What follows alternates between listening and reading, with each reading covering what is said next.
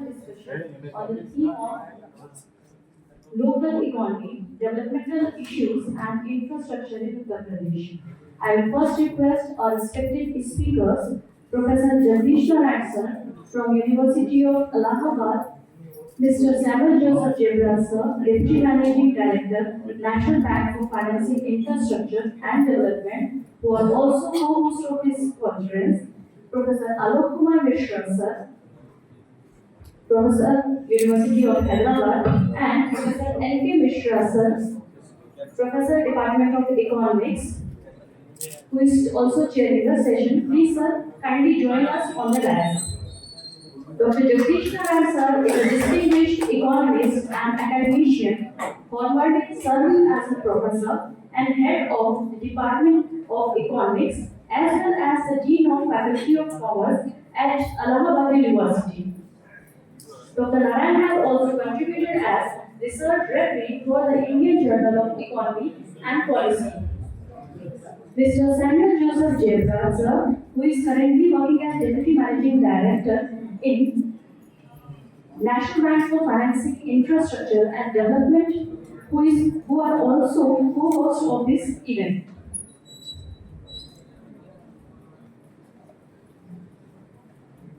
Mr. Samuel Joseph Jebra joined the Board of National Bank for Financing Infrastructure and Development as Deputy Managing Director, Lending and Project Finance in 2023. Prior to joining NaBFID, he was Deputy Managing Director on the board of IDBI Bank from September 2019 to April 2023. Prior to IDBI Bank, he was with Exim Bank for over 21 years in various capacities, last being Chief General Manager. Mr. Samuel has over 31 years of varied banking experience. He was part of the turnaround team in IDBI Bank. As a whole-time director, he was directly responsible for the large and mid-corporate groups, NPA management, trade finance, overseas operations, finance and accounts, IT and digital marketing, MIS and HR at IDBI Bank. He was also on the board of IDBI Capital Markets Limited and chairman of the board of directors of IDBI Trusteeship Services Limited and IDBI Mutual Funds Trustee Company Limited. During his tenure at Exim Bank, he headed various verticals such as corporate banking, SMEs, agri-exports, loan recovery, IT and HR. He was the CFO of Exim Bank between June 2014 and October 2017. He had also served Exim Bank in various roles at their offices in Bengaluru, Hyderabad, Milan, London, and Mumbai. He is a regular speaker on banking, project finance, infrastructure finance, trade finance, etc.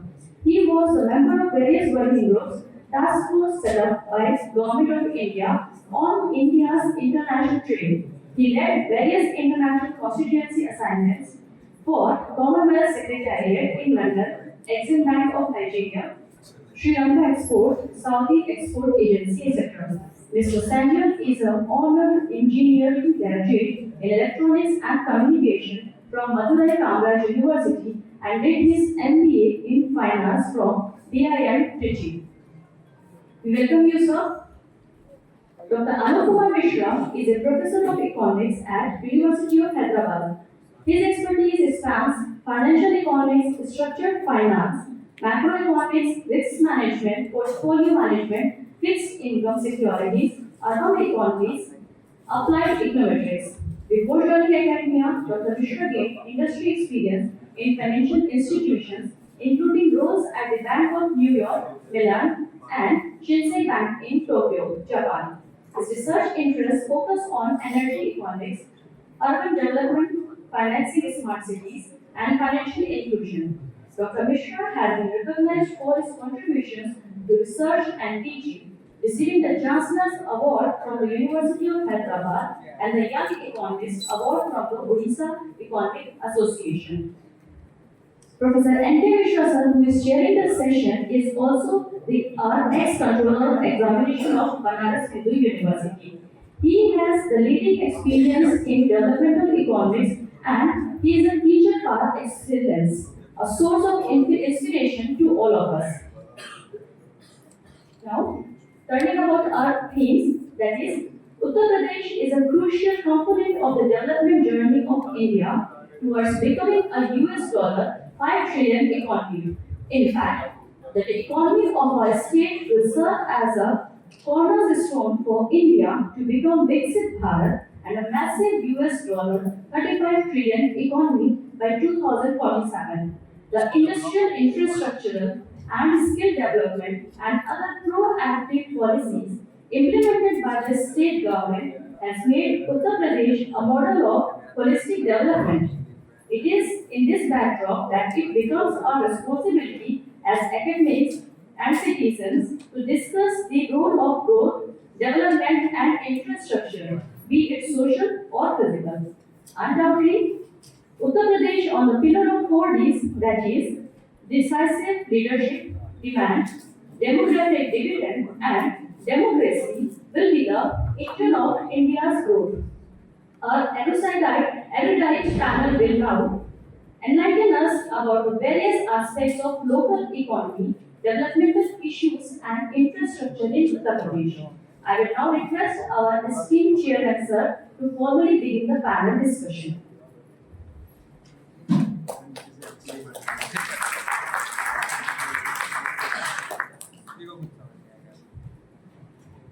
Thank you, organizers of this conference, for giving me an opportunity to give a decision. Though this is a stopgap arrangement, Dr. Bhagashanov, S. Mahendra was to chair this session, but she is not available. I have been asked to chair it. As the chairperson of this panel, I would like to flag certain questions. I hope I will get answer of those questions from the distinguished panelists sitting here. The first question is, why UP? And when I say why UP, we need to understand that UP is, in terms of size, UP is bigger than France, Germany, Spain. It's almost equivalent to Brazil. Had it been one single country, it would have been the seventh largest country of the world. The story of UP, Indian growth story or Indian development story is always incomplete without UP. If UP fails, India fails. UP wins, India wins. That is true not in terms of economics only, that is true politically also. If UP votes for X, he rules India. If UP rejects X, he fails for government in Delhi. So UP has been always in. But one problem I always find with economists when they discuss UP, they forget the history of it. UP is a politically contested state. 1925 is important for many reasons. One is General Theory of Kings came out in 1935. Government of India Act came in 1935 and Premchand wrote Godan in 1935. Godan is the story of UP, economic history of UP, where we find agrarian distress, labor distress. Any of you who has read Godan may recall. UP was one of the leading states of India before independence. Kanpur was called Manchester of India. The deindustrialization process of UP started right from 1930. This deindustrialization of UP continued even after independence, and UP, which was one of the top states of India, continuously slid down to the bottom by early 70s. Right? That is also quite interesting that UP is the one state which has given 8 prime ministers. UP is one state which gives to Indian Parliament almost 20% of parliamentarians. Again, one problem with UP is when you study UP, you look at UP as a state, as an aggregative state. UP is highly heterogeneous. Now, this heterogeneity of UP has to be taken into account in any discussion of UP. And when I say this, do remember that land relationship have been historically different in different parts of UP. Eastern UP was under Jamindari system, and Western UP was under the Yadwari system. So the basic land relation question in UP emanates from different sources from different regions. The caste composition, population dynamics is different in South UP than that of Western UP or in Eastern UP. So whenever we are studying UP, we need to take this into account. And last, I hope my panel will address these questions. Why is it so that Eastern UP exhibits patterns similar to that of Bihar, Odisha, and Western UP exhibits the pattern which is similar to that of, I would say, Haryana, Punjab? That brings me to the another question, that two entirely different regions are co-hosted in a one political boundary that is called UP. That is why you have Uttarakhand. That is how you have what happened in Eastern Europe. That is how Uttarakhand was separated. And maybe if this pattern continues and different regions diverge so much, very soon you will have Purvanchal state. So these are different questions when you are studying UP, discussing UP, you must take into account each questions. I will stop here and let us start with our panelists. First, I ask Professor Narayan to speak about it. Thank you.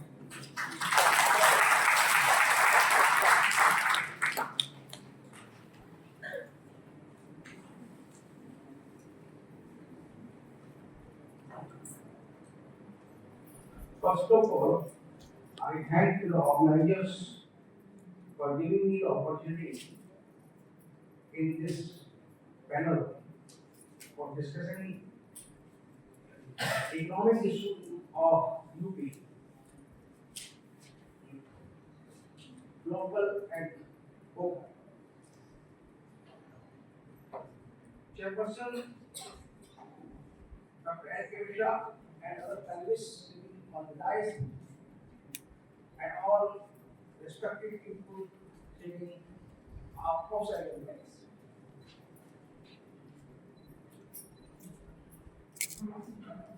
My dear friend, so far I understand, first question was why UP? UP and different regions like at Western, Central, Eastern, and Budapest. Earlier, the distribution of the state, it had Uttarakhand state. Therefore, all kinds of not only demographic but some kinds of tourism aspect is more important for my own angle. Because when UP was not divided, tourism industry of UP was in Badrinath, Kedarnath area of Uttarakhand.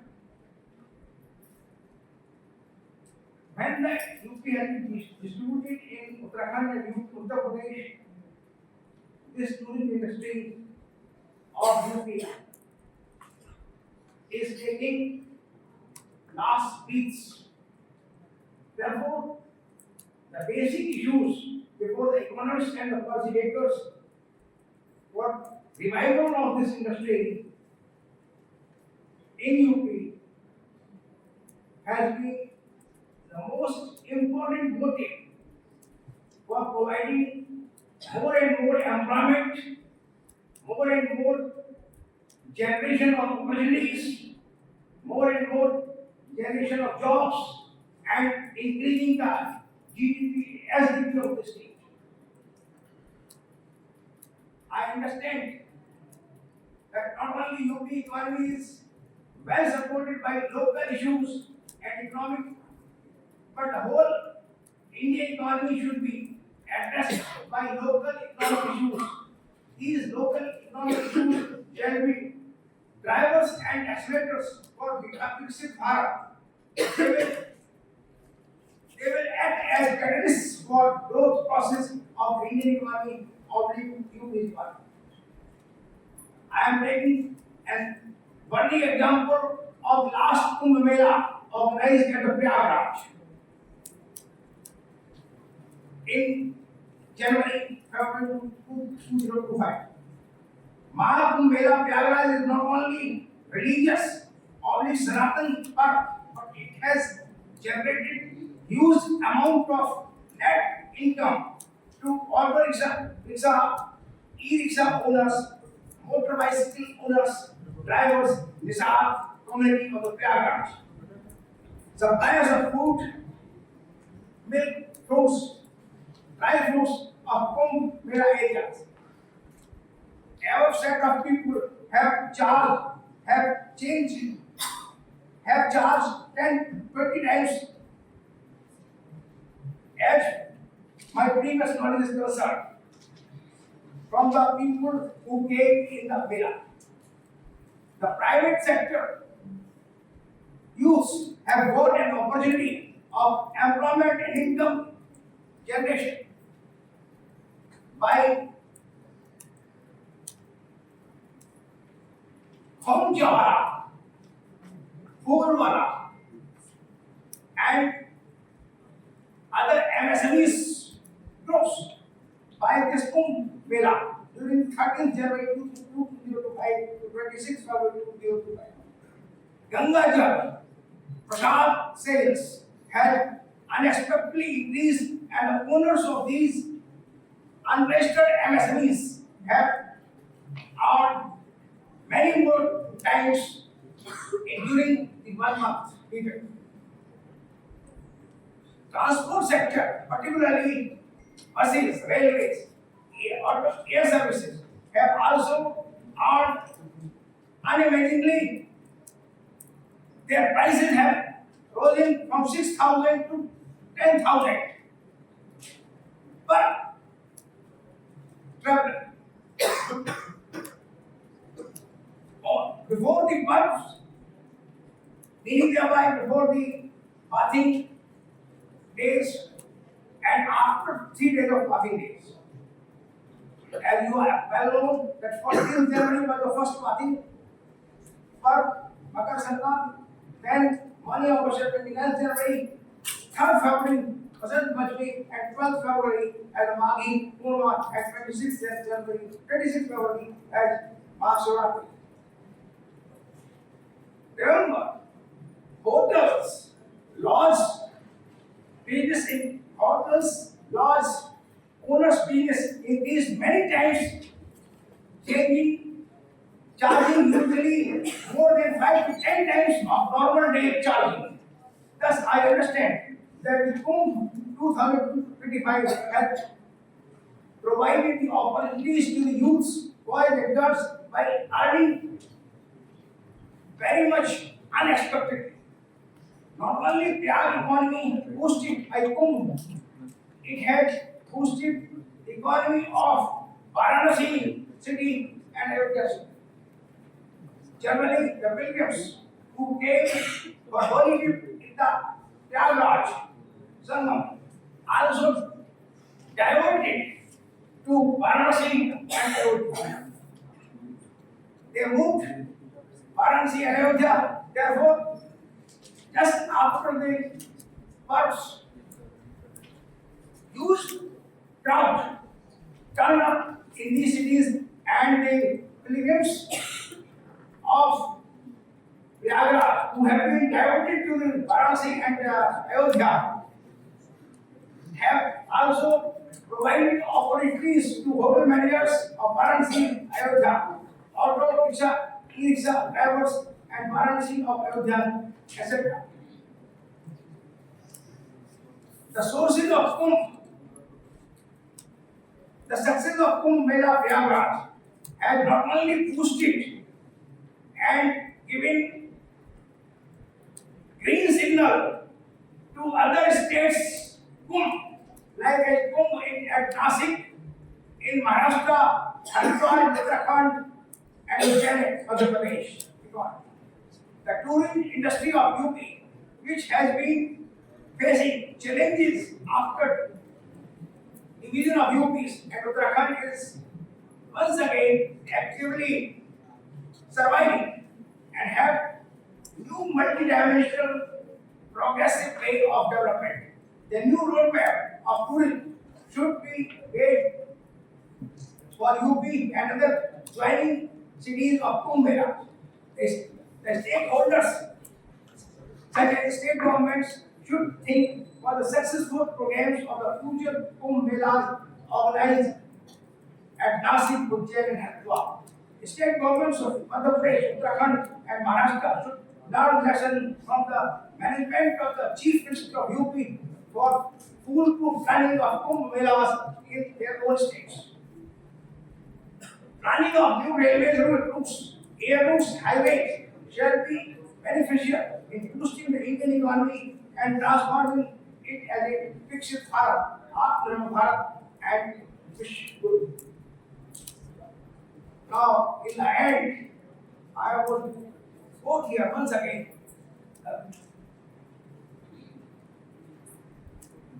Management guru to this extent, Lord Mishra, who has said, काम करते चलो नाम लेते चलो कृष्ण गोविंद गोपाल गाते चलो याद आएगी उनको कभी ना कभी कृष्ण दर्शन सुनेंगे कभी ना unless we are not touching the grassroots problems of our local economy, we cannot transform India into Viksit Bharat. And the dream of the Prime Minister cannot be fulfilled.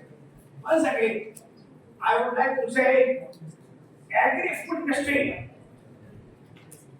has widely scope for generating mass employment in packaging, branding, and distribution of its quality products.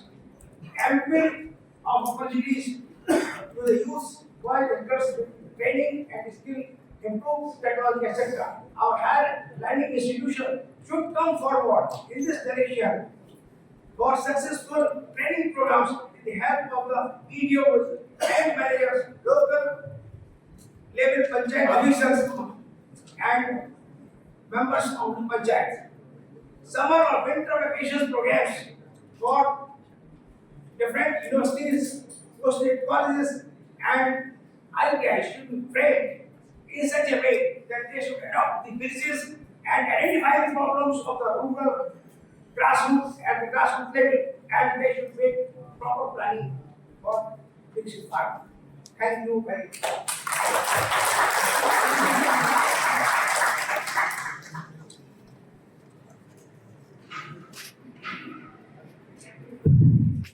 Next speaker is Samuel Debraj. We have 10 minutes for the speaker.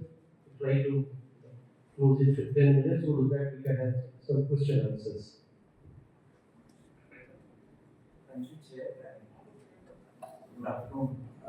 I feel a little out of place to speak at this conference with so many eminent economists in the audience. I am a practitioner and I am not an economist either by training or by a job profile also. But the chairperson of this session has set a very provocative context as to why UP. Actually, I have not done the history geography of Central UP, Western UP, Eastern UP, but I can say from my experience what we see from the outside of UP. Let me restrict my answer just to the infrastructure development context, because that is what the value I bring to the table, and economists also will agree that infrastructure is a prerequisite for any state or any country for that matter becoming a developed economy. And there is a visible difference in infrastructure development in UP itself.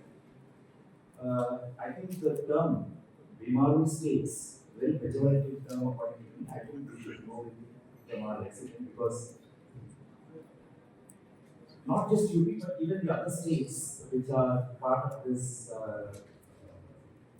acronym have all moved forward.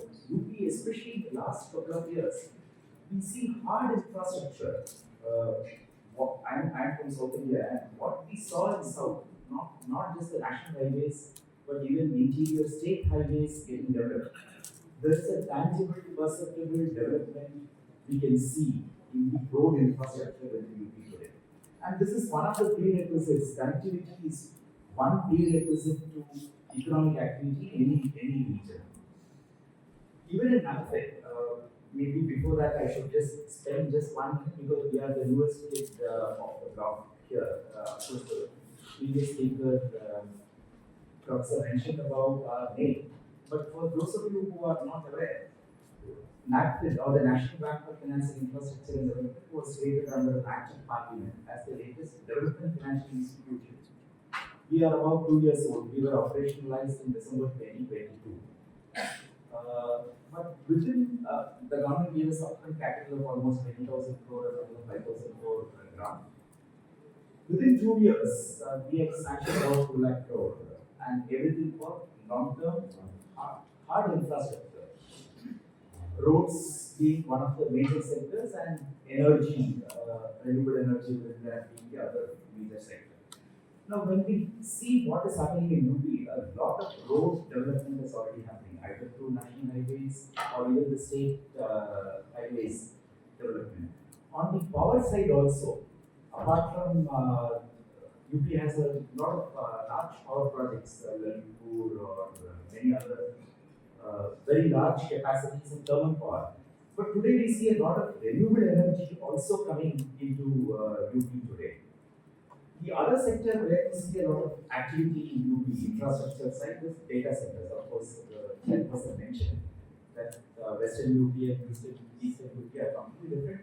A lot of activity in Noida, given the reasons all of us understand. Because a lot of user industries which consume data are in Noida, a lot of infrastructure, and UP government also has a policy for attracting investment into data centers today. So these are all very tangible, perceptible differences even to an outsider. But another very perceptible thing as an outsider, what we feel is the migration which happens from UP to other states today. And if this has to be stopped, we need more economic activity within UP itself. For instance, we know that India has about 60 plus, I think it's about 61 urban local bodies with a population of 1 million plus. And unless we improve the infrastructure in these urban conglomerations, now we cannot escape the route of becoming a developed country without increasing urbanization. You will not have statistical models for this, but I can say that we cannot escape this route of urbanization if we want to become a developed country. And this state of urban local body infrastructure in our country is pathetic to say, even across. I'm not sure how many urban local bodies or municipal corporations in UP have population of more than 1 million. I'm sure many of them will have that status. So today in NaBFID we have launched a program specifically targeting urban local body infrastructure. All of us will agree here, the amount of waste which is getting generated at our own households, vis-a-vis what waste was getting generated 10 years back. Today so much of Amazon, e-commerce, packaging material comes into our house. And today each city across the country is sitting next to mountains of waste. We are not able to dispose of waste. The entire waste disposal ecosystem is in shambles, right from collection, segregation, disposal. But there are certain cities which have shown us the way, even within the country, even outside the country best practices. For example, Indore. Indore also we should acknowledge is part of that pejorative term of Bihar states. But some of these municipal corporations have been quite progressive. And they are today making money out of recycling their waste, converting biodegradable waste into biogas, and also the other solid waste by incinerating into power. So in NaBFID, looking at the importance of this sector of urban local body infrastructure development, we have launched a new program for where the municipal corporation can directly borrow from us under an EPC mode, or if they have a PPP model, a public-private partnership model, the private sector will be eligible to borrow from us. And we have successful models across in our own country, be it Indore or Baroda or Vizag, Coimbatore, where waste management into energy has become an economic activity and self-sustainable activity inside. Some of these municipal corporations may not be creditworthy. For example, if these have to attract very long-term investments, where long-term investments are available in the pension and insurance industry, and today they are sitting on very large pools of funds under their management. The minimum rating required for them to be investing is AA, and most of these municipal corporations may not get a AA. So again, to address this gap, we have recently launched a partial credit enhancement facility. This was again a budget announcement in the recent union budget. A partial credit enhancement facility has been announced. The Reserve Bank also has permitted us to do this as a program where, let us say, we stand first loss guarantee for 20% of the bond issuance done by a municipal corporation. It could be Hyderabad, it could be Lucknow, it could be Varanasi.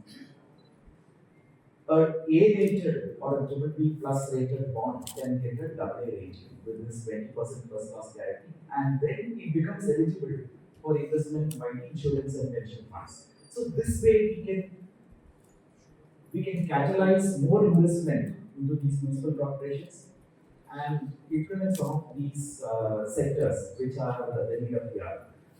Apart from the benefit of, let's say, the project benefits of converting waste to energy or making money out of it, this will bring a transformative change in the governance structure, because once you issue a bond, we all know what's the level of governance in the third tier of government in our municipal corporations. But once you issue a bond, you list it, then you have to comply with the SEBI regulations on reporting compliances. So this will set in a lot of transformative changes on governance structures within our municipal corporations. So this is another change which we would like to see as happening.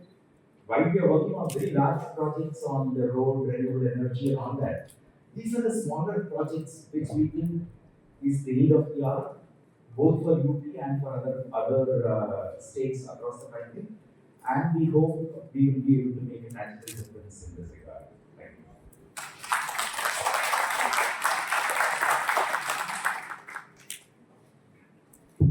Next panelist is Dr. Alok from University of Hyderabad.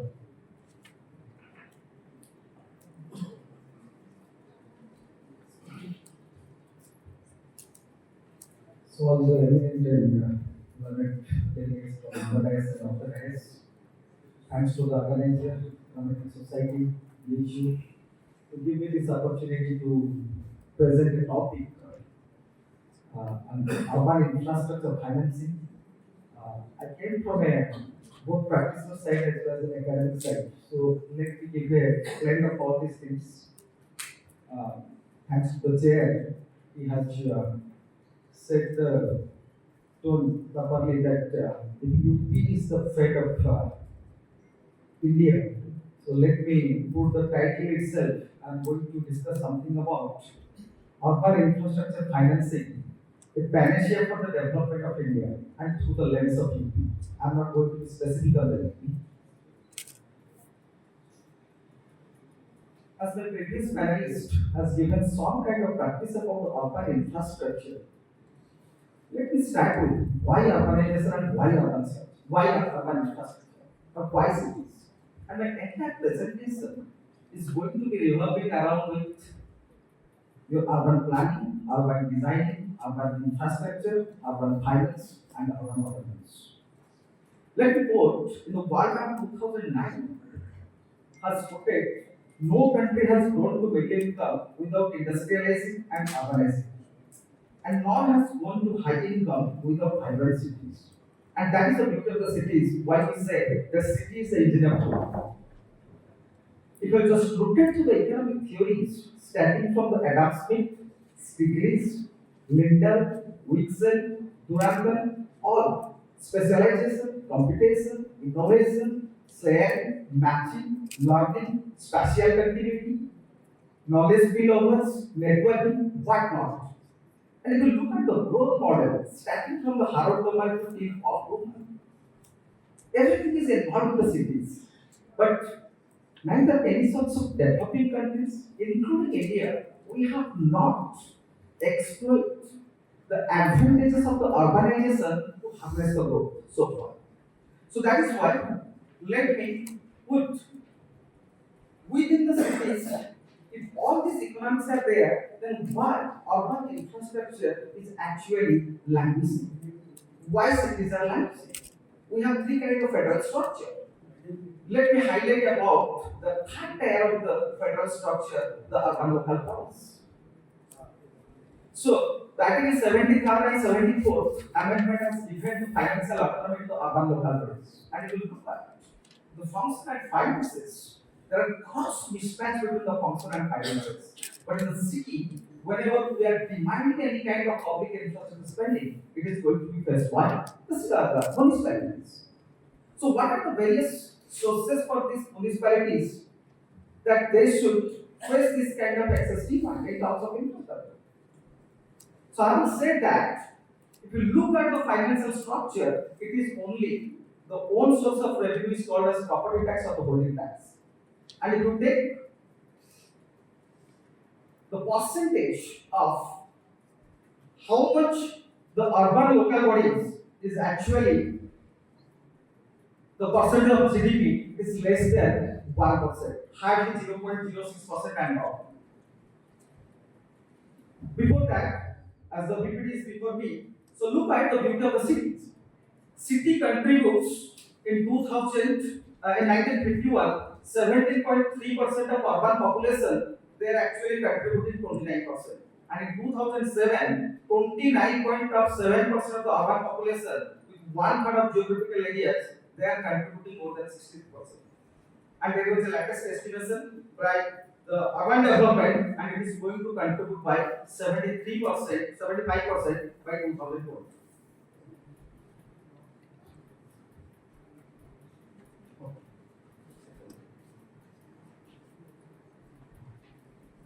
And if you look at the urban infrastructure estimation, so far only there are two kinds of estimation is available. One is by McKinsey report 2010. So they estimated rupees 9.74 billion crore for the urban infrastructure and affordable housing till 2031. That is 5.3 billion crore for only capital expenditure alone. And apart from that, against that, we have high power committed by the government of India under the chairmanship of Professor Alok. So she expected, the committee expected 3.92 billion crore in 2009-10 prices for 2012-13 towards the capital investment on the urban infrastructure. And after that, till today, we do not have any kind of estimation on this. So, all this urban infrastructure, it is coming from a grounded economic theory. On the demand side, it has the externalities. On the supply side, we have the networking. But neither we have exploited the demand side, nor we have exploited the supply side. So that is why urban infrastructure, it has decreased the cost of production and increased the productivity. And then further, they have the monetary advantages like your common infrastructure and potential to boost the city competitiveness, trade, and foreign investment. I don't have much time about to go for that as the theoretical underpinning, but what I would like to say that from 1950 onwards or 1930 onwards, there are 8 or 9 urban public finance principles, starting with Henry's theorem, Morin's theorem, which is talking about congestion zones, land tax as a single tax, Wagner principle. For example, how the city is going to contribute. The exhibitors has to pay, the user has to pay, the beneficiary has to pay, and at the same time, the growth also pays. But we have not exploited any kind of any global or any urban public finance principles. And the Wilsonian connection to the Linda pricing. Why I am saying all these things has actually rooted through all theoretical ground. This is not something new. But on the practice side, the urban local bodies, in terms of the infrastructure, why they are languishing? Because neither they could opt for the debt instruments or for the equity instruments. And thanks to the union merger this time, the 1 lakh crore they have actually kept it aside for the urban infrastructure development. But our question arises whether we should tap for the bond debt side or whether we should go for the equity side. On the debt side, if you look at all the kind of finance, especially the bonds, borrowings, or the kind of structural finance or the mezzanine finance, like collateral bond obligation, collateral loan obligation, mortgage obligations, or your kind of residential mortgage securities to finance anything, nothing has been actually lost. And municipal bond market was completely at a nascent stage. And municipalities or urban local bodies, they do not have the sufficient credit worthiness to raise this capital from the public actor to a municipal bond. And whenever we are talking about the DFIs, there is some structural concept apart from the municipal bond and all, how this kind of fund, whatever is allocated by the government, it should be treated like a equity-based instrument so that the DFIs can fetch it to develop this kind of infrastructure development. So there, if you look at this, I have actually proposed a mathematical model followed by a case studies. So it is, if you look at this structure, it is a planned urban development. At some point of time, we have declared about 100 smart cities. How do we develop this? How do we define this kind of smart cities? Smart cities are the smart technologies. Nowadays, cities are languishing. We do not have 24/7 tap drinking water. We do not have the 24/7 electricity.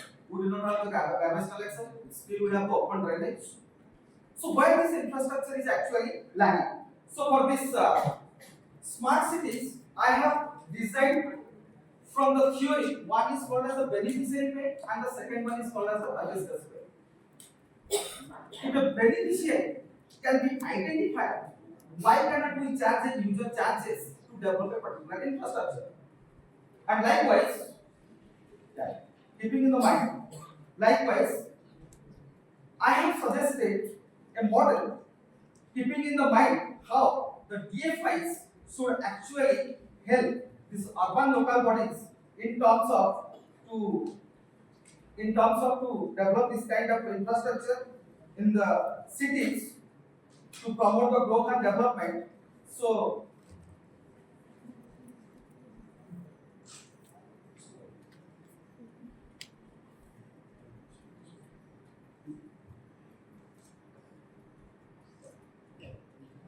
I'll just take a 1 minute. So this is what is my proposition. What I'm suggesting actually, we should have an urban infrastructure investment cost in line with the real estate cost and infrastructure investment cost. And they should provide a structured framework for the financing urban infrastructure projects by leveraging this kind of government land assets and urban challenge funds and private investments.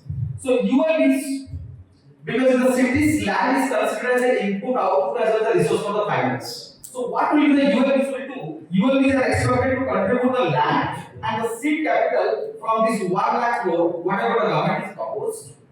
Developmental financial institutes like Shri, NaBFID and all provide the additional long-term equity and debt financing, and private investors, what we call it as a social impact bonds or the development impact bond, and pay as you go or the welfare impact bond. So they should be seen the private investors, they are also called as the originators in terms of the domestic and the international. They should co-invest, making the fund self-sustaining. And revenue streams include your user charges, lease rentals, land monetization, and development rights, which is practically doable in the context of actually the cities. And if you look at the case study, for example, if you like to develop 50,000 affordable rental housing units in the Mumbai metropolitan region, Thane, what are the different kind of funding is available? So ULP can contribute around 1,500 crore as a land equity, and 10,000 crore from the urban challenge fund can be escalated as a Buchanan principle, and the DFIs can contribute 20,000 crore in financing or 50% of the debt or 50% of the equity. And private real estate investors, they have the permission cost of around 15,000 crores invested in long-term equity. This kind of in terms of best practices are already existing in the developed countries. We are yet to have this kind of thing. And there, the revenue model will be that the monthly rental earnings around 5,000 per unit into 50,000 you are getting around 250 crore. Long-term land lease payments you are getting from that 5,000 crore over 30 years. And commercial space leasing in residential is around 2,000 crores. So in that way, the model looks very lucrative. We are not getting it by getting that kind of development plans. And policy impact is that we are still struggling for affordable housing. We are still struggling for the solid waste management. We are still struggling for any kind of sanitary development and all. So in that case, housing for these 2 lakh low-income workers with sustainable financing ensure land and monetization without upfront public expenditure and attracts of local. Yes. Yeah. Yes.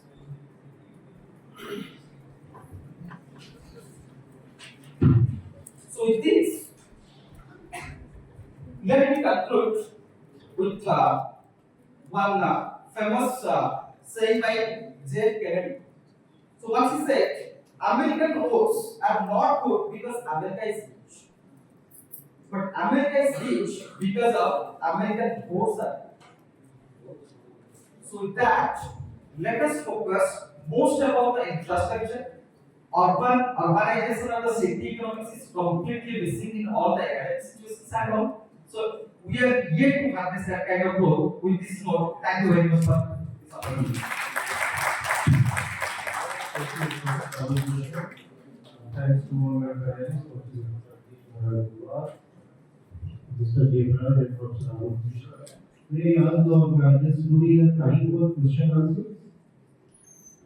Do we have time for questions? 5 minutes.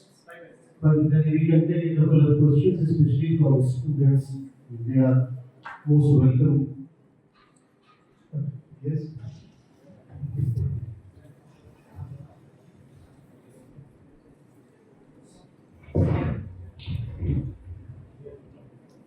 While the Khana boosts the local economy, does it create the long-term economic benefit to the residents of Prayagraj? Any other question? Let us finish the question till only panelists will answer. Any one question more from audience, from students? Yes.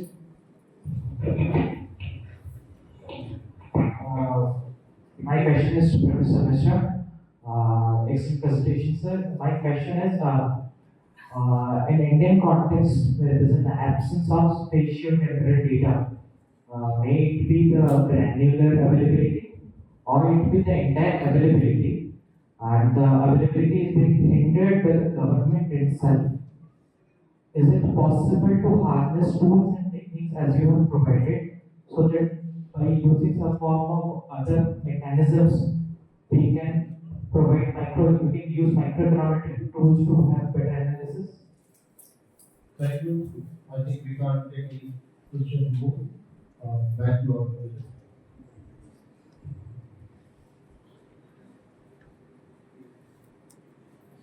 The person who has asked the question for why Prayagraj Kumbh Mela is important. My dear friend, Kumbh Mela Prayagraj is not the Sanatan Park Mela, but it also has provided opportunities of employment to the many youths of the city, many youths of the rural areas of Prayagraj. And in this event, during the period of 1 month, those who have either sold milk, fruits, flowers, prasad, Gangadhar, etc., they have earned out. The e-rickshaw holders, as well as rickshaw plus knights, have charged tremendously many times on the daily routine earning. and they have earned during this period for more than many months. This is an event. Though they are not providing long-term employment.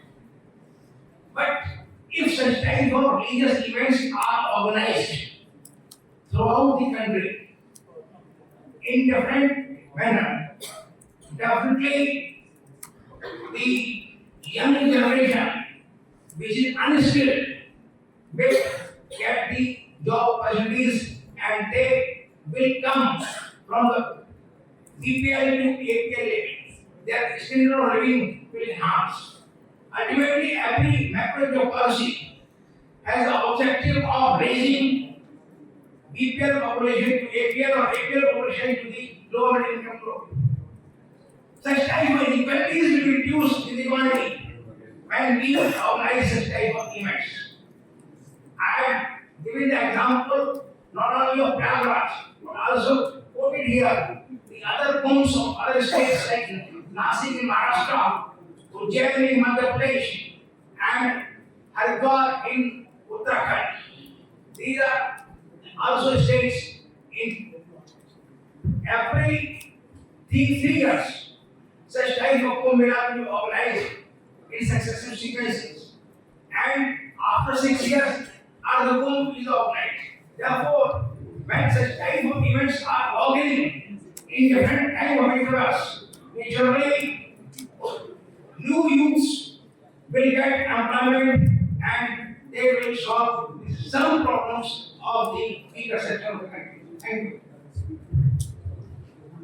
So this question was asked.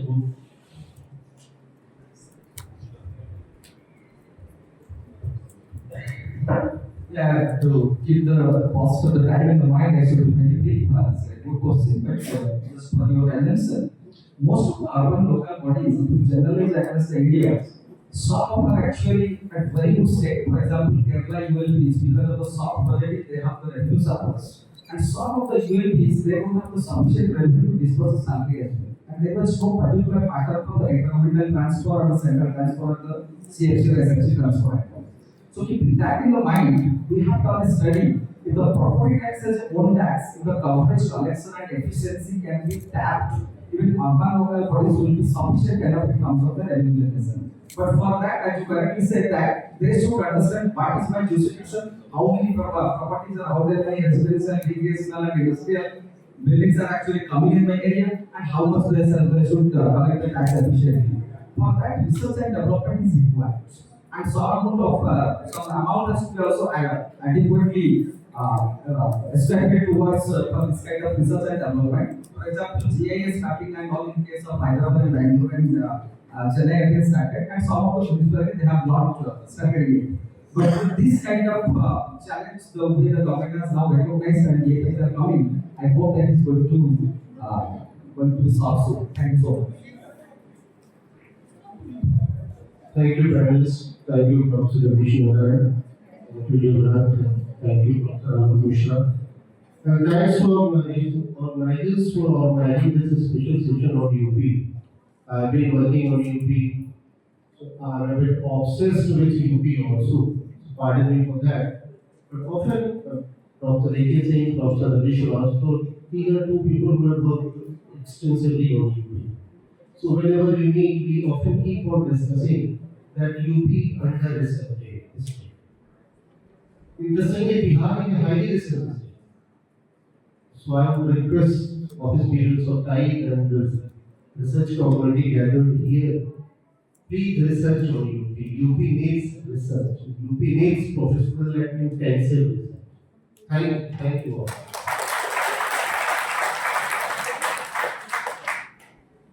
Thank you so much, sir. Now, I would like to request Professor A.P. Pandey, sir, ex-Vice Chancellor, Mahendra Central University, to present memento to Mr. Samuel Joseph Debnath, sir. Sir.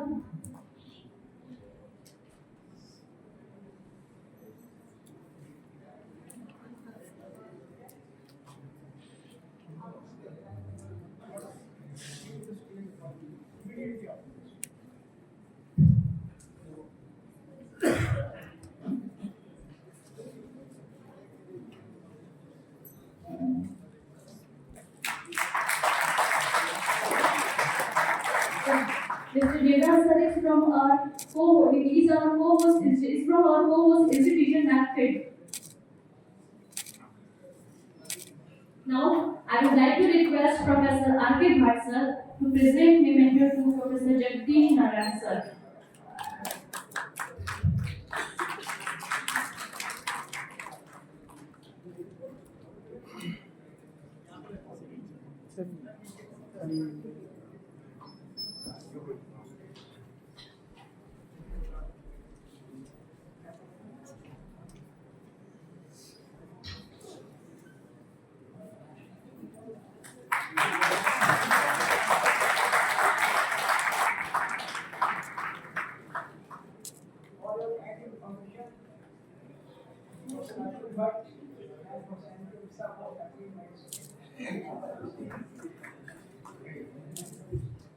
Now we have Shri Kumar, Chief Economist NaBFID. I would like him to present memento to Professor Alok Mishra sir.